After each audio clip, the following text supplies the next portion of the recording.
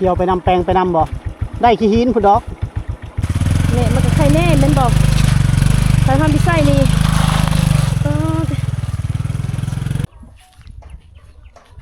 บ้านกระอ้อนนี่เป็นหมู่บ้านอยู่เทิงภูเขาพี่น้องอยู่เทิงภูเนาะ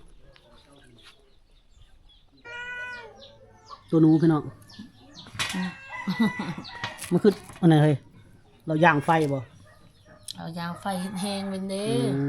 พอพ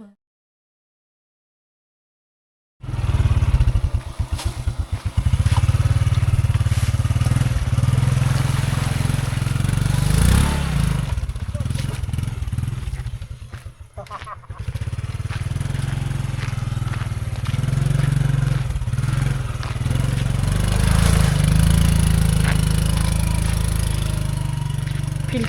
เจ็บตาจะเป็นห้องนั่นแหละ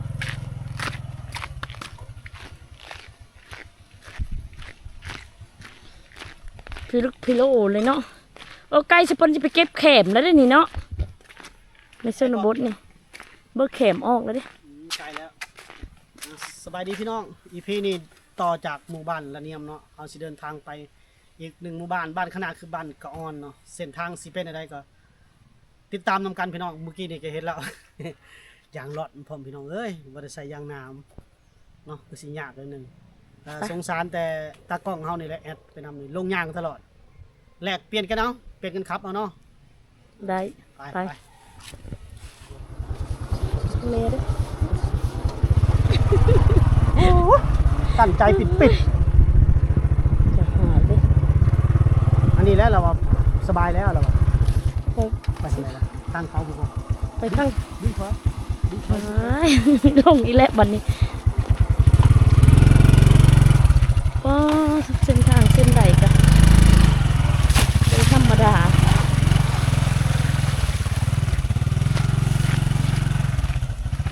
ขึ้นมันวิทย์ขึ้นมันวิทย์บเอาความปลอดภัยก่อนจะขี่ดำไหนได้โน่นนะขันสีขี่กับตกนี่กับเจ็บล่องนี่กับเจ็บเอายางเอาดีกว่านั่นปื้อคักลีเนาะทางลีเนาะไปนี่อันผู้อันFCเจ้าหน้าถามเราเด้อไปแล้วถามฮอดแล้วบอกบ้านเพิ่นน่ะพอไปได้ปะไปคุณอะไรยี่ไก่อยู่พื้น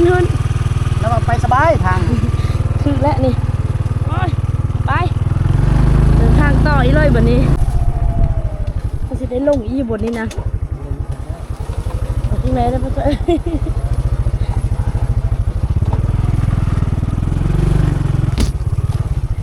มีล่มนะมึงนะมีล่มลงก็ป้าดิออกจากบ้านนี่เองแตกต่างนะอย่างกระล่อนตีนอันเบรกกับบุค่อยได้ดีเพราะว่าเขาลงน้ำตลอดเลยก็คอยเด้อนี่ได้ลงจูงเอาแบบนี้เฮ้ยขึ้นเลยแบบนี้ค่อยไม่ล้มครับบ่คุณบอกว่าจะยางยางเอาถามว่าสับไทยครับสับไทยย่อมยางดีกว่าปอติก็ขาลงนี่ก็พอแห้งแล้วนี่นะเดี๋ยวมาเจอลมแล้วนี่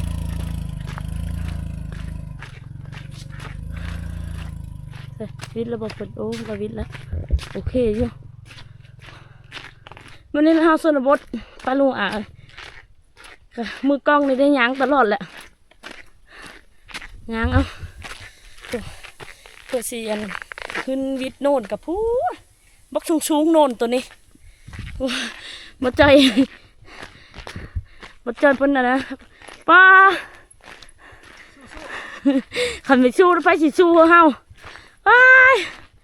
ทำไมโน่นยังไม่สูงเหนื่อยไปสู้ๆอ่ะป้าโน่นตัวนี้สั้นนะลูกมาขาลงเด้อขาลงเบรกกระบุอยากอยู่กันเลย ที่ยวไปนำแปลงไปนำบ่ได้ขี้หินพุ่นดอก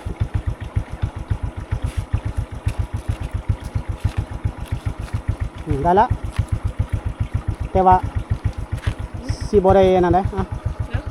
สีบ่ได้ขี่นำสีลงหันฮอดเลย ล้างเองเดินลงหกค่ะเนี่ยมันก็ใครแน่แมันบอกใครทำพิซซ่านี่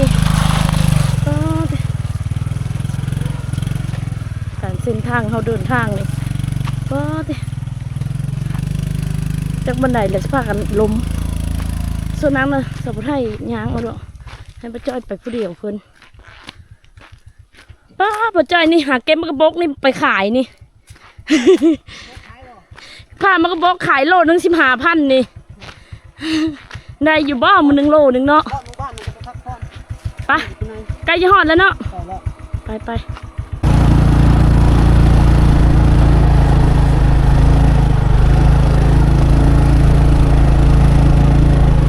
ระบำเนาะเดี๋ยวเตาหอดหมู่บ้านเรา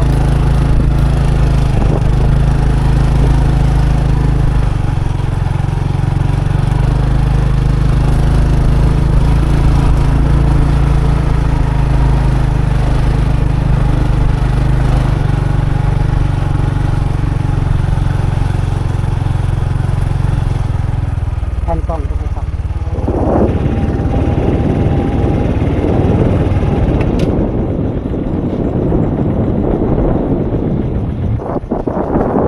ขับเศร้า อยู่เพื่อนนึง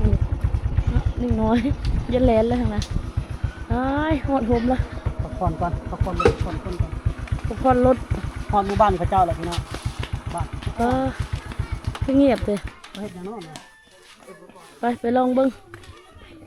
หอดบานแล้วพักก่อนเนาะหน่อยนึงเนาะ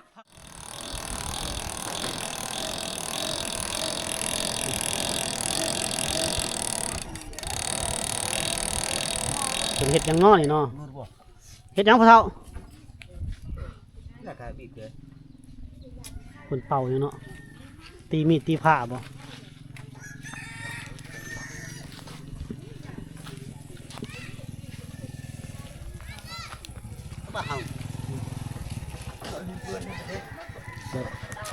จักประเทศยังพี่น้องเนาะก็เพิ่นกำลังเป่าไฟอยู่เฮียแน่ này thơm ngừng là đàn này ตัวพ่อเฒ่าเพิ่นหูบ่ได้ยินเด้หูหนวกพ่อเฒ่าเพิ่นนะพี่น้อง sao phun rương ta cái thứ แม่นเนาะพ่อเฒ่าเพิ่นหูหนวกเลยเนาะ thâu cái cả tao gương rừng นี่อุปกรณ์เป่าไฟสร้างตีมีดตีผ้าก็จะแบบนี้แหละพี่น้อง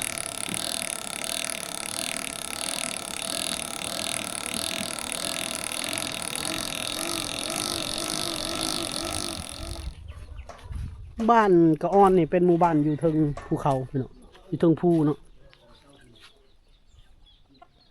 เป็นหมู่บ้านที่บ่มีไฟฟ้าอีกหมู่บ้านหนึงแต่ว่าหมู่บ้านนี้มีโรงเรียนนะพี่น้อง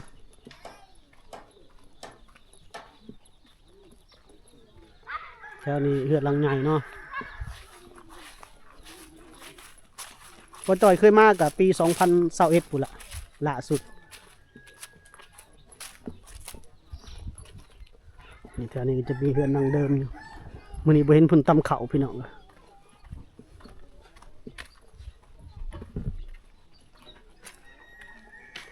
ี่เฮือนเพิ่นฟืนเป็นเฮือนดังเดิมเนาะเขตนี้เนาะพี่น้องอันนี้ไว้แอมฟ้าเด้อพี่น้องเพิ่นจัก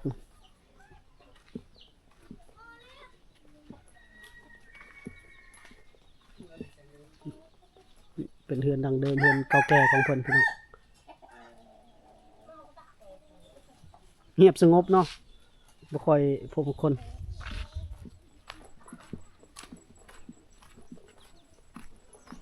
เขาต้องมาแต่เช้ากันจะเห็นเพิ่นเฮ็ดกิจกรรมกับยามแลงๆพี่น้อง3 โมงเลยเห็นแล้วเพิ่นเริ่มตักน้ำตำข้าวเฮ็ดอยู่ครัวกินแล้วพี่น้องยามนี้แหละบ่เห็นแล้วพี่น้องเพราะว่าตอนนี้เฮาฮอดตอนเที่ยงเลยพี่น้อง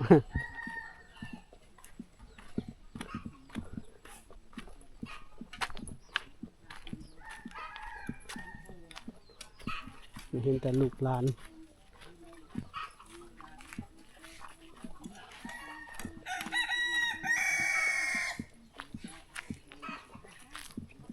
ลูกหลานน้องน้อย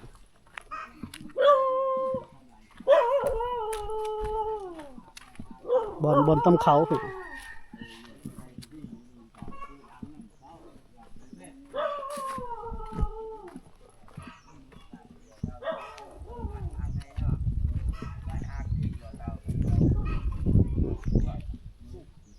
บ่ค่อยเห็นคนเนาะพี่น้องเนาะบ่ค่อยเห็นคนเห็นนั่นเห็นนี่ว่าซั่นซะอันนี้อันคนหักแพงกันเนาะพี่น้องเนาะเคยเจอกันเมื่อปี2021เนาะ ใช่เจ้า ยังอยู่ดีมีแฮงคือเก่าพอสแกม เออ